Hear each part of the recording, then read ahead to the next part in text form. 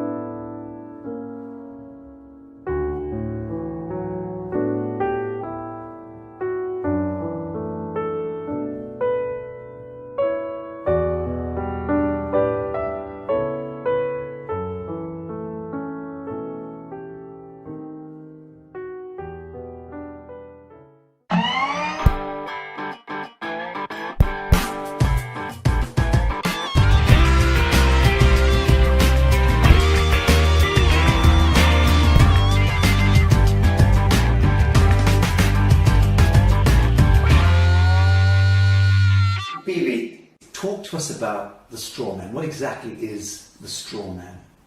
The straw man is your name written in block letters. Very simple. It was done at birth. What the government did, or the corporations now, not government, what they did is they took your birth certificate and made a second birth certificate with a trust, a Sisti QV trust. They made it in all block letters.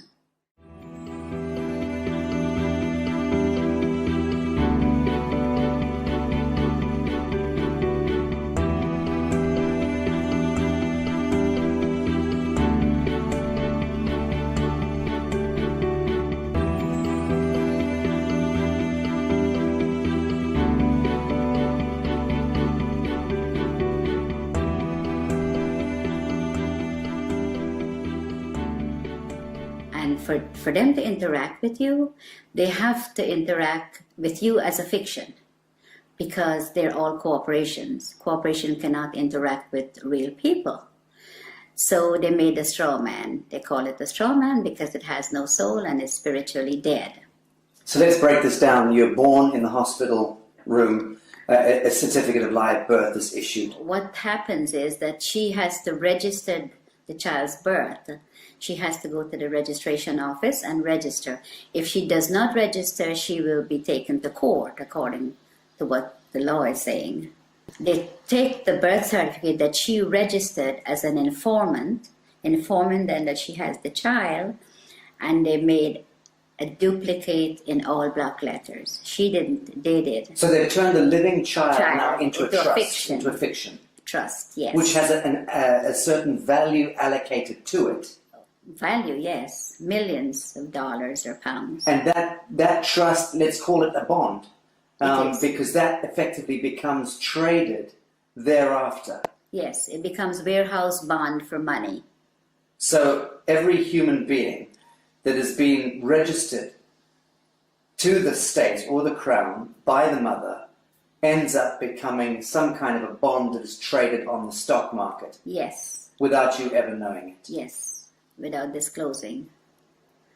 And this is happening since the early 1900s. What they've done is really fraud, because they're fraudulently taking your child's birth certificate and make it into a dead entity. The dead entity birth certificate is making billions of pounds or dollars, depends on which country you're in. So your straw man is considered a dead entity, and the corporation can interact with it. If you have to go to court, it's not going to be in your real name because they don't have it. All they have is the dead entity, and they interact with that.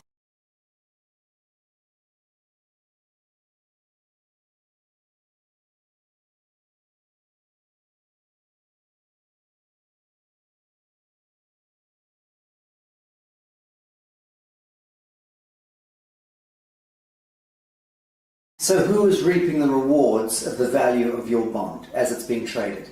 I would say the Federal Reserve, which belongs to the royal family, and the HMRC, IRS, these are the people where your money goes once you are registered. The mother register you, that's where the money goes, to them. Okay, let's talk about the difference between your signature and your autograph. Okay, a signature is under the UCC, which is the fiction, the straw man. Your autograph is the real person. So if you go up to a movie star and says, "Can I have your autograph?" You never say, "Can I have your signature?" It's always autograph because you have flesh and blood. Signature is what you're signing every time they can go into your account and take money. And every time you do sign a piece of paper, you can bet that that signature of yours is being monetized, securitized. It is. By the banks, by everybody that you, wherever you sign, credit cards, everything that you sign, they're getting funds off your trust fund from that birth certificate. Okay, so fees and all sorts of things, and invisible costs are being discharged against your birth bond in that sense? Yes. Without you ever knowing about it? Without you ever knowing about it, yes. It was never disclosed to you. All this stuff was done without disclosing, and it's deception, it's fraud, and it's happening every day to everyone that's outside the inner circle. Okay, let's talk about the court system, because invariably your signatures lead you into a courtroom at some point, you know, whether it's for, and under the aegis of the court system, whether it's a marriage, a birth, a death, a registration of land, whatever. So we understand a little about the distinction between the signature and the autograph. What exactly is a court of law? Well, at the moment we don't have a court of law. We have a color of law, which is fiction. So when you go into a court system here or America, you walk into a system where there is no law. So it is lawless. So when you go in there and you speak to somebody doing business as a judge, there is no judge. You could ask the judge to see his oath. He doesn't have one. He's a cashier. Yeah, he's a banker. A banker. Yes. So when you sign any papers in the court, that's when he gets paid out of your 60 QV trust on your birth certificate. That's where he gets the money. If you go into the court, you still lose because it is not a court of law for you. In a situation like that, when should you use your signature and sign something, and when shouldn't you? There is a special way of, under the UCC, we go back to that, there's a special way of signing without responsibility for your signature. So that if you sign in the special way according to the UCC, you're not responsible for anything that's on the paper. Okay. Now, for the layman, describe UCC. What are we talking about? Okay. What is the UCC? The UCC is a set of codes that was set up over 100 years ago by lawyers. And with the Uniform Commercial Code comes contract law. It's all to do with contract. So we are not under any law. We're just under contract. Someone could call you up and says, "Oh, would you like to contract with me to get TV license or to get something that you need, and you contract. Telephone, everything is contract, everything.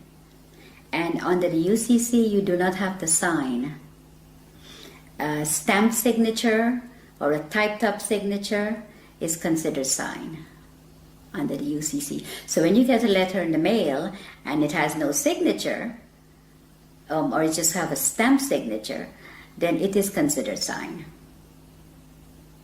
The UCC is very, very important for people to learn about what's going on with their lives, because we are under contract law, no other law.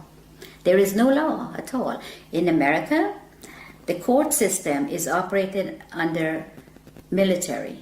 When you walk into a courtroom, I don't care which courtroom, if it's a higher court or a lower court, they're under the military.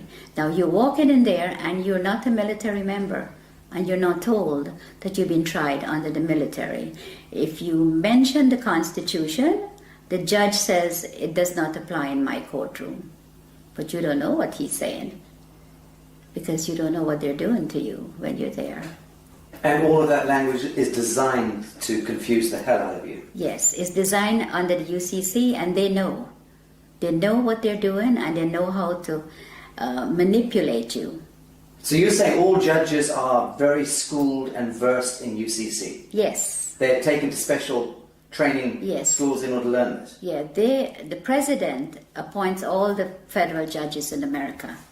And they go to Scottsdale, Arizona and Reno, Nevada to train how to apply this fraud contract in the courtroom. And in the United Kingdom? The United Kingdom, majority of the judges here in the United Kingdom are not judges. They're just doing business. They might be a retired lawyer. They're doing business as judge. And so-called judges in Malawi and in Canada? All of them, exactly the same system. They're under the UCC. Okay, I want to talk about some mundane issues. Who owns your car? The DVLA in England. In the United Kingdom? Yes. Department of Vehicle Licensing right. Agency. Okay. Yes. Well, the DVLA owns the car. It tells you on your registration, you are not the owner. You are just the registered keeper. Now, if you look up registered keeper, it says a person who is responsible for taking care of the vehicle, pay the taxes, pay the license, pay the insurance, and take care of it. But the DVLA could take it from you anytime they feel like. Crush it. They could clamp it. Because once you've registered it, you've handed it over to the Crown of the state. That's right, yes. It's no longer yours. It's not yours, never. So again, when you buy a car, you are invited to defraud yourself by then handing it over to the Crown of the state, unwittingly. Yes, because it's fraud, and they're committing this fraud, and they're not letting you know what they're doing. They make millions, hundreds of millions. The highway belongs to us. They says you have to pay to drive on the road. You don't. The DVLA is just a corporation set up by the Crown. All these corporations are set up by the Crown. The HMRC, the DVLA, they all do the same thing. So if you look carefully at your registration, it tells you right there. And in the United States of America, it's not the DVLA. What's the equivalent? It's the Department of Motor Vehicles. And again, they invite you to register the vehicle to them. Yes. They become the owner. They become the owner. The only reason to have a license when you drive a car is if you're doing taxi service or doing it for business. But if you're driving for your personal use, going to work, going to the market, take your family out, going on vacation, that you don't require a license. There is no law that requires No. you. You can move about the surface of the earth unmolested. Yes. That's law. That is the law. Yes, that is the law. But that's not what they tell But these you. fictions, these costumes, these people wielding batons and guns and tasers, they've somehow been given license by the government to apprehend you, arbitrarily stop and search you, terrorize you, rip you out of your vehicle. Who gave the traffic enforcement officers the right to stop and apprehend people going about their God-given business? The corporations that they're under. The police are not constables. And the Queen took an oath to represent the sovereign people, which she's not doing. She's now a corporation herself. So the police is under corporate. They're not constables. Constables are the people who that beats the street and get to know your neighborhood and speak to the people. Keeps the peace. Keeps the peace, yes. But they're not constables. They're corporate police. If you call a police officer and you know whose side they're on, if you call a police officer and a bailiff is at your door, they will tell you they cannot come because it's a civil matter. But if the bailiff calls them, they will come. That means that they're not working for you, period. They're working for the parent corporation. They're working for the corporation, yes. They're corporate police. How many of the police do you think know this and understand this distinction? I think 90%. Do you really? I do. In the United States and in... And here, yes. Yes, 90% of the police know they're corporate police.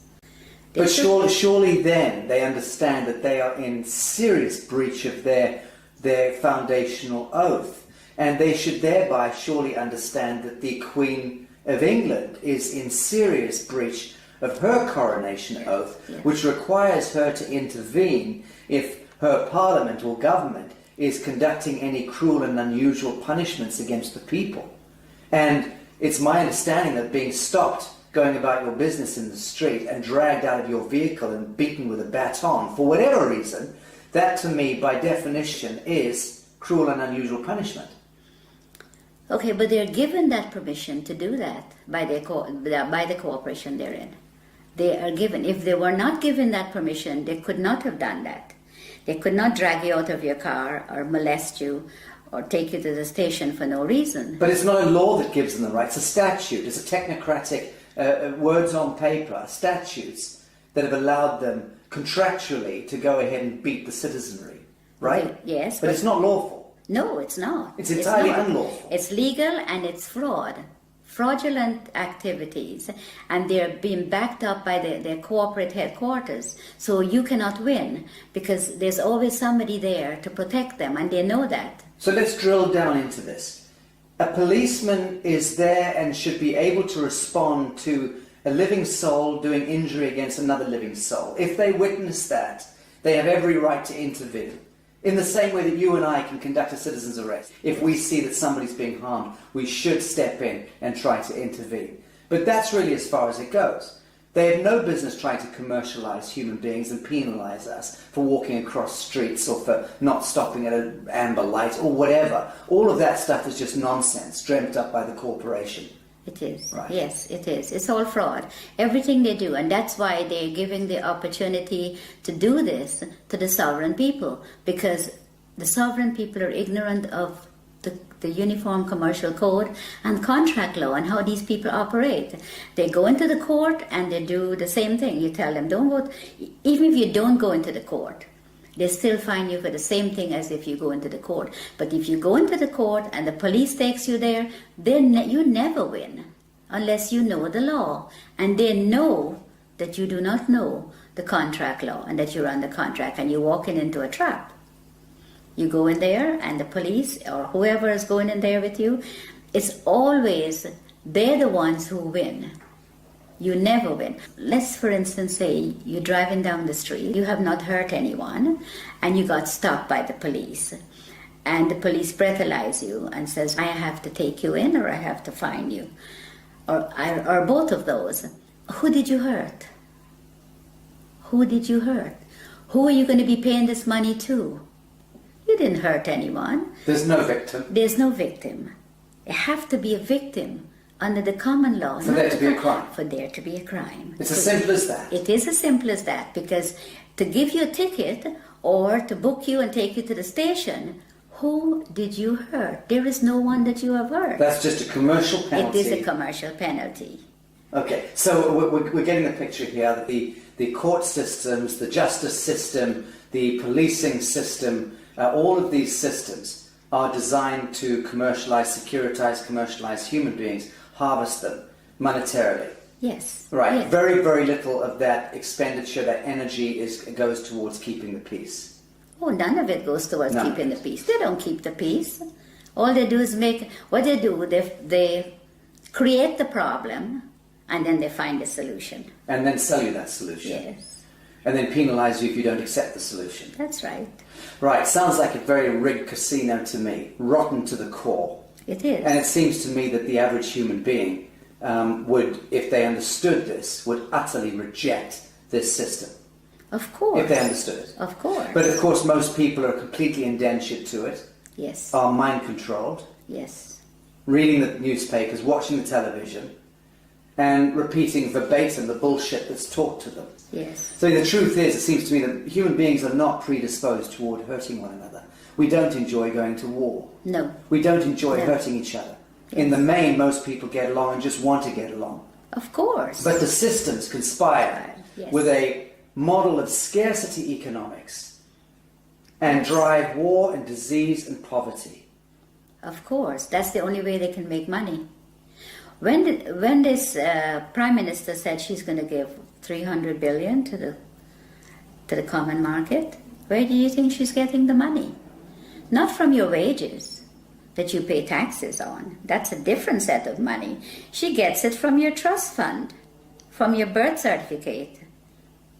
That's where they get the money to build the roads and do everything you could think of. So they're discharging billions and billions and billions of dollars against our birth bonds without Yes. ever disclosing that to us, Of course. without there ever being an audit or any accounting for it. Of course, because nobody's asking. Right. And even if you do ask, they give you a hard time to tell you about it.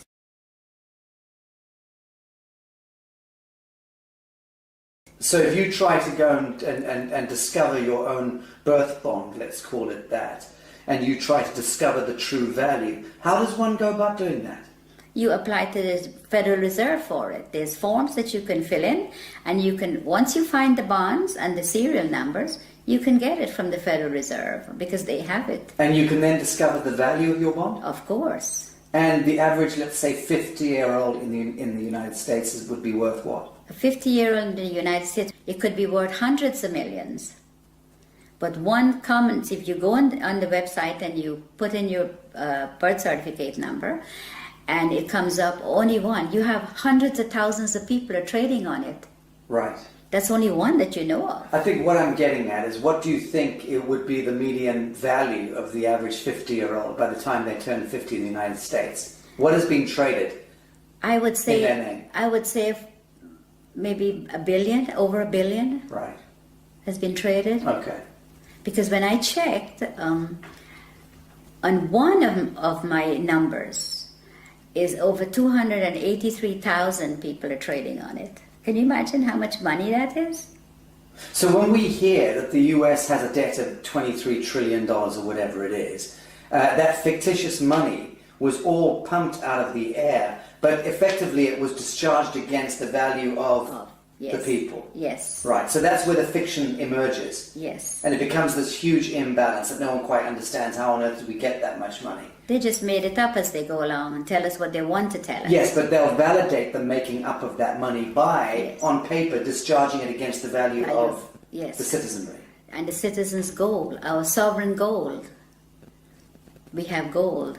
For every pound that if you weigh 8 pounds at birth, you have 8 pounds of gold set aside for you. Assigned to you by whom? By the Crown. In England? Yes. And in the United States? Yes. By the Treasury? Yes. And Because the United States is owned by the Crown. let's okay. So let's say there's 200 odd nations of the world. There's hundreds and hundreds of small island states, but there's about 200 nation states, big nation states. They are all of them a franchise of the Anglo-American Corporation. Yes. Let's call it that. Yes. And that the Anglo-American Corporation is an extension of the British Crown. Crown. Yes. And the British Crown is collateralized by what, or backed by what? Gold. And by the people. The hundreds of millions of people. The British Empire has just went on the ground. It's still there. Controls the Bank of International Yes, Settlements, yes. controls all the reserve banks around Yes, the world and yes, so on. yes. Correct. So at what point do you believe the world sees through this grotesque fiction and then addresses the source code and then writes it? I think if people get to know what the UCC and the contract law does, and your straw man is your main problem. Once you can control your straw man, and it is yours and not theirs anymore, then you're in the right path. This is beautiful what you just said. You're talking about reclaiming the fiction that was established, the false light. Yes. Reclaiming the false light that was established in your name, given your identity, so to speak, at birth, without your knowledge. You're talking about us needing to reclaim that false light and step into ourselves, our true selves, as a people of the world, in order to reclaim reality from the fiction. Yes. That's powerful. Yes, it is. And that's what I think everyone needs to do. All the sovereign people that's in poverty and whatever they put us in, that's what we need to do. We need to reclaim that, what they are making money on. That is ours. Then you wouldn't have wars, you wouldn't have people fighting for money, you wouldn't have poor people. Everybody will be okay. Everybody. But they do not want you to. If you do that, that will break down their system, and they do not want that. So once you know, you need to get into it, and you need to start reclaiming your straw man. It is yours. Now, Bibi, you learnt all of this the hard way. You were sitting in your office in the United States running a very successful real estate business a number of years ago. Very successful, selling 20 to 30 properties every month. Yes. You had a lot of your own properties, you were living there with your family. Yes. Life was good. Yes. And into your office walked a corrupt policeman and an IRS agent. Yes. And these gentlemen effectively put you on the spot, told you that there was one of your clients that you were selling a house to was a drug dealer. Yes. And which you had no idea. Yes. How would you know? And they effectively then tried to pin this a crime onto you by suggesting that you were effectively receiving laundered funds. Yes. And out of the blue, your life turned into some grotesque horror story. Yes. You were dragged into court, and the next thing, you were put in prison for 8 years. Yes. Your life destroyed. Yes. And that was where you learnt law. Tell us about this. Well, when I went to trial, and I thought, well, how could they do this? I have shown for 10 years my bank statements, so they see that I had no money was laundered by me. The gentleman I sold the property to brought $5,000 of his own money, and he got a loan from the bank for the difference. And the bank loan officer testified at my trial, but I ended up in prison. And I wondered how they did it. I thought, well, there has to be something that I've missed. I saw in the courtroom what was displayed. It was all acting, like everybody, like we were in a theater, and they were acting, and I was a victim. Role playing. Yes, the lawyers, the prosecutor, they were all. My lawyer guaranteed my freedom, and I got sentenced to 8 years. Now, when I got locked up, my main aim was to find out how I end up there without doing any. I had over $1 million of real estate paid for, money in the bank. My children finished university. We were in a very comfortable, very hard-working family, very comfortable position. And I thought, no, it has to be something wrong, something they did that I couldn't see. And for every single day, for 7 years, I learned every single day. Christmas, birthdays, every day. You studied. I studied. You studied law. Yes. And you understand that you came to understand the highest expression of law, this UCC law. Yes. And what they're doing and how they could get you in there and how they could lie, how they commit fraud. And they all thought they were all laughing when I was found guilty, like, well, they get paid, you see. I didn't know, lots of money. I didn't know at the time.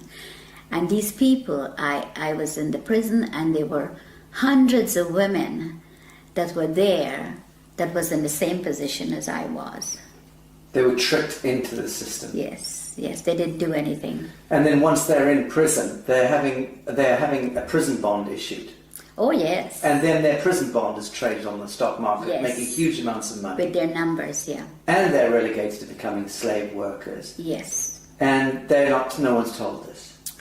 No, they get 12 cents per day. The food that was served in the kitchen was from the Gulf War. Cans of meat and all kinds of stuff.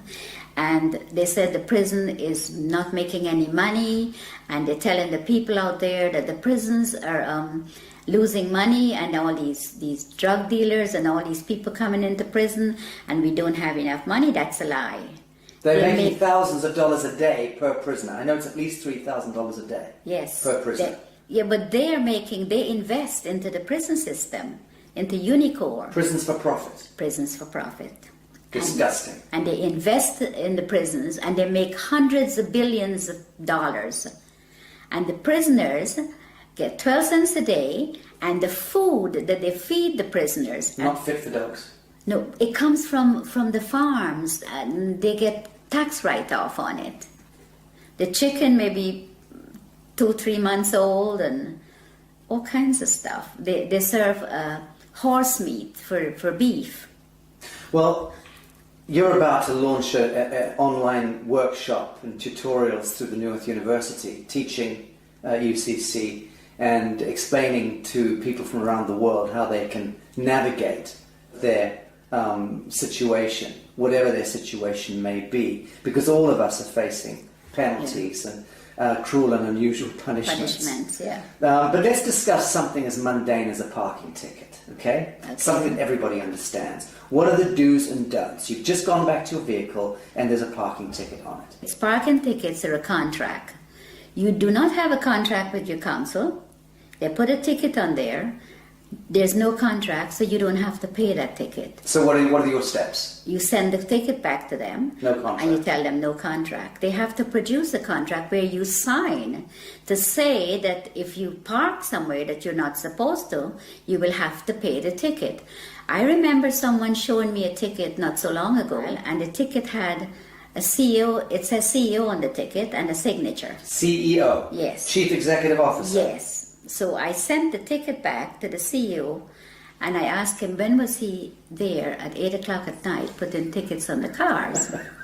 It just goes to show that people do not look at their tickets either, because they don't know.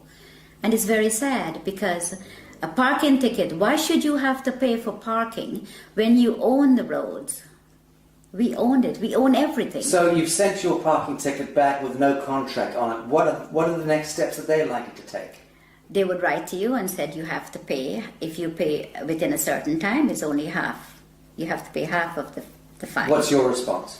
My response is I don't have to pay any, because I don't have a contract with you. So again, you ask them, show me the contract. Yeah. I send them a letter, and I ask them, I said, okay, the person that you addressed in this letter is spiritually dead and have no soul, which is your straw man. The straw man. Yes. And I said that I had not given you permission to use it to make money, and there's a fine behind this of £250,000 every time you use it. They refused to answer, so I sent them, the following letter was a default letter. I says, you're now in default for not responding, because that's what they're going to do to you. So you played law against them? Yes. Good. Yes. So when I sent them that, 5 days later, I received a letter stating that the account is closed and I do not owe. Very good. Thank you for that. Well, that's rather straightforward. Let's discuss mortgages, because this is the bane of most people's existence, is needing to secure their home. Everyone has the right to a home in this world. And mortgages, I mean, what's the etymology of mortgage in the first instance? Death grip, isn't it? Yes, it is. It is. Mortgage means death grip in French. Well, the mortgage is what they do is just a front.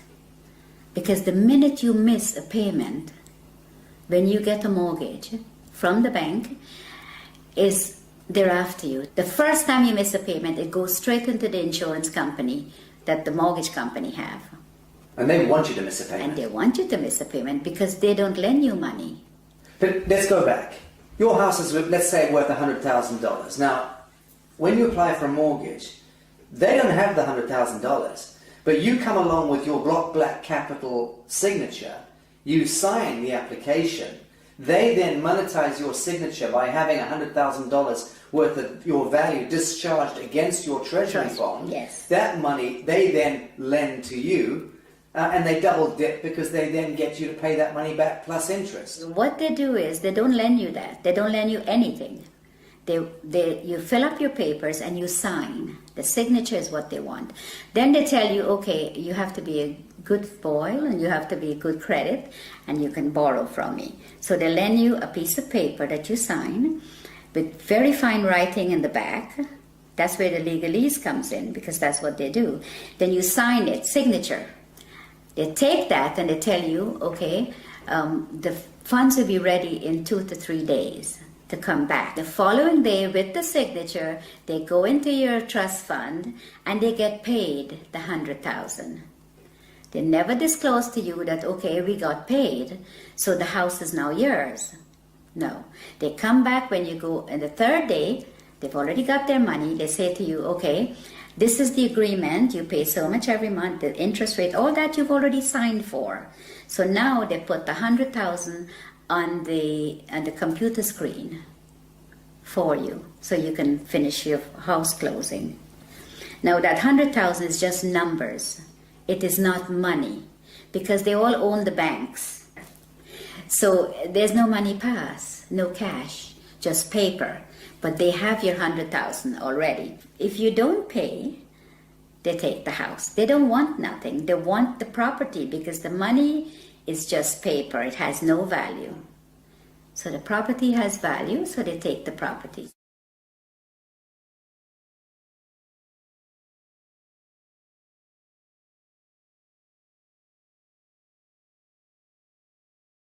So let's talk about allodium title. What is allodium title? Why is it so important?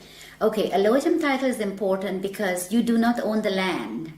They tell you it's freehold, but it's not freehold. The land is owned by the Crown. All the land in England. I'm a farmer in Minnesota, and you're saying that my land is owned by the Queen. Yes. I'm a farmer in Mozambique. Your land is owned by the Queen. The Queen of England. The Queen of England. She owns all the land.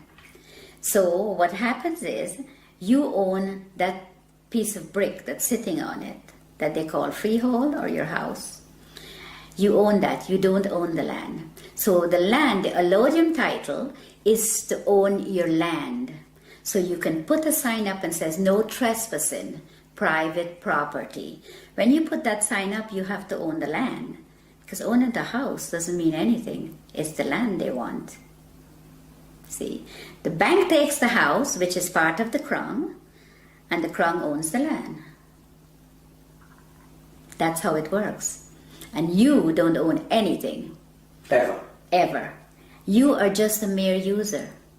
So long as you are acting as your straw man. Now, when we reclaim ourselves from this fiction, and we do it as a people, many of us do it. Yeah. What then do you see? How do you see the dissolution of government, the dissolution of this behemoth, this Molochite monster that has taken over our lives, indentured us into bonded slavery all around the world, 7 billion souls, owned and controlled, indentured to a couple of hundred National Reserve banks themselves, indentured into the Bank of International Settlements, that controlled through the US Treasury, the Federal Reserve, the IFC, the IMF, the World Bank, and so on, back to the Crown of England, and behind that, the Vatican.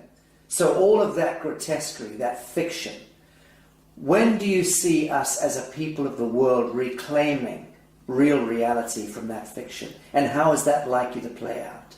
I think if people get to know and they come together, it doesn't take hundreds of millions.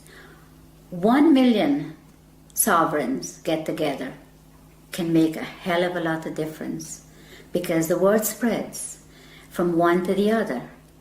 And once people get to know that this is what is being done to them, it's going to be like wildfire once people get to know the law, what they're under, and what they're doing to them, and how they're making...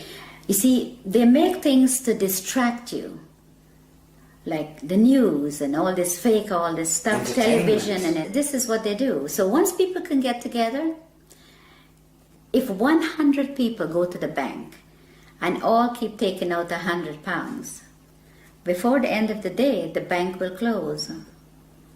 It's very simple if people get to understand what's going on. And it would be good for them to know, because we need to stop this. We need to stop what they're doing to people, hurting people for no reason, put people in poverty. And by they, we're talking about the parent corporation. The parent corporation, The yes. banks and governments and justice systems all working to penalise and harvest humanity. Yeah, they're in bed together, everybody. They said, if they send you to the Citizens Advice Bureau, don't even bother to go, because they're working too with them. Everybody they have in their pocket. And it's very sad, because people will do things to other people for very little money. Are you hopeful for humanity? I am, very much so. Bibi Bacchus, thank you. I do love you, I do love you.